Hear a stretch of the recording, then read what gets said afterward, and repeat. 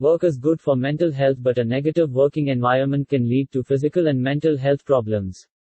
Harassment and bullying at work are commonly reported problems and can have a substantial adverse impact on mental health. There are many effective actions that organizations can take to promote mental health in the workplace. Such actions may also benefit productivity. Globally, an estimated 264 million people suffer from depression, one of the leading causes of disability, with many of these people also suffering from symptoms of anxiety. Unemployment is a well-recognized risk factor for mental health problems, while returning to, or getting work is protective. A negative working environment may lead to physical and mental health problems, harmful use of substances or alcohol, absenteeism, and lost productivity.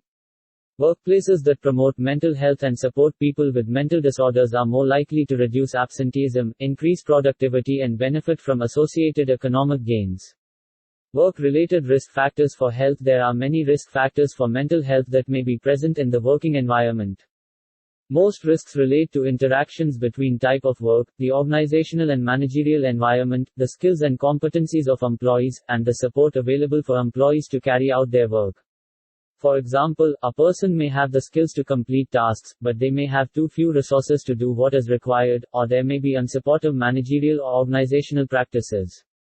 Risks to mental health include inadequate health and safety policies, poor communication and management practices, limited participation in decision-making or low control over one's area of work, low levels of support for employees, inflexible working hours, and unclear tasks or organizational objectives.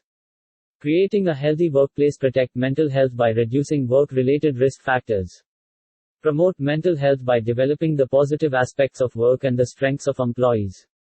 Address mental health problems regardless of cause. Implementation and enforcement of health and safety policies and practices, including identification of distress, harmful use of psychoactive substances and illness, and providing resources to manage them. Informing staff that support is available, involving employees in decision-making, conveying a feeling of control and participation. Organizational practices that support a healthy work-life balance. Programs for career development of employees and recognizing and rewarding the contribution of employees. You can share your comments here to understand more information from you of your experiences at work.